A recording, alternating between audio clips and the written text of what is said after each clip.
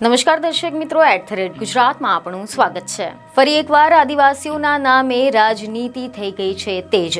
ઘણા સમય પહેલા આમ આદમી પાર્ટીના ધારાસભ્ય ચેતર વસાવાએ જે ગુજરાતમાં અલગ ભીલ પ્રદેશની માંગ કરી હતી તે માંગ હવે ફરી એકવાર ઉઠી છે।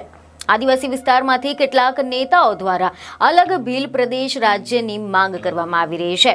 ત્યારે આ માંગના કારણે ભીલ પ્રદેશ મુદ્દે ભાજપના જ બે નેતાઓ મહેશ વસાવા અને મનસુખ વસાવા આમને સામને આવી ગયા છે।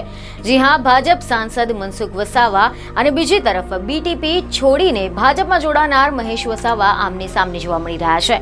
સૌપ્રથમ તમને જણાવી દઈએ કે આમ આદમી પાર્ટીના નેતા ચેતર વસાવાએ ગુજરાતના આદિવાસી વિસ્તારની સાથે મહારાષ્ટ્ર, રાજસ્થાન અને મધ્યપ્રદેશના આદિવાસી વિસ્તારને સાંકળીને ભીલ પ્રદેશની માંગ કરી રહ્યા છે।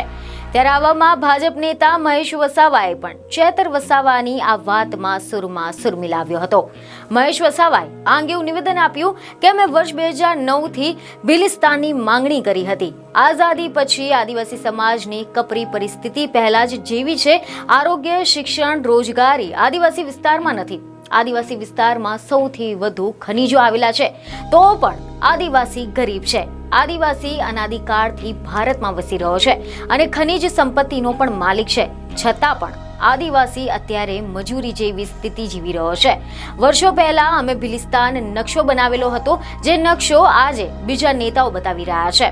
પહેલા મોટા જિલ્લાઓમાંથી નાના જિલ્લાઓ બન્યા હતા અને આંધ્રપ્રદેશમાંથી તેલંગાણા, બિહારમાંથી ઝારખંડ જેમ અલગ રાજ્યો બન્યા છે। તો અમે અલગ ભીલિસ્તાનની માંગને લઈને રાષ્ટ્રપતિને અમે પત્ર પણ લખ્યો છે।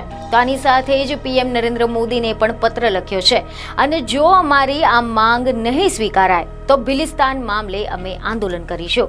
તો બીજી તરફ સમાચાર એવા મળી રહ્યા છે કે ભાજપ સાંસદ મનસુખ વસાવાએ આ ભીલ પ્રદેશની માંગને ખોટી ગણાવી છે।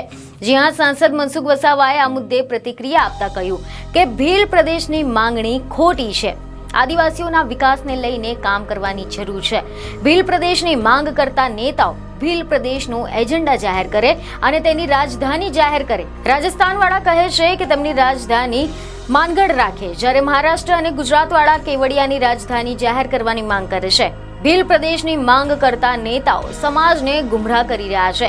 નરેન્દ્રભાઈ અને ભૂપેન્દ્ર પટેલની સરકાર આદિવાસીઓના વિકાસ માટે કાર્ય કરી રહી છે। આદિવાસીઓના વિકાસ માટે શિક્ષણ ઉપર ભાર દેવો જોઈએ। મહેશભાઈએ ભીલ પ્રદેશની માંગ કરી તે પણ ખોટી છે। ભીલ પ્રદેશની માંગ કરતા બધી જ પાર્ટીના નેતાઓ પણ એક થઈ શક્યા નથી। ભૂતકાળમાં પણ ભીલ પ્રદેશની માંગ કરવામાં આવી હતી અને ભીલ પ્રદેશની માંગ કરતા નેતાઓ ખુદ તો સંગઠિત થતા નથી અને ખાલી પત્રો લખે છે। બીજને ખબરો સાથે ફરી મળીશું। ધન્યવાદ।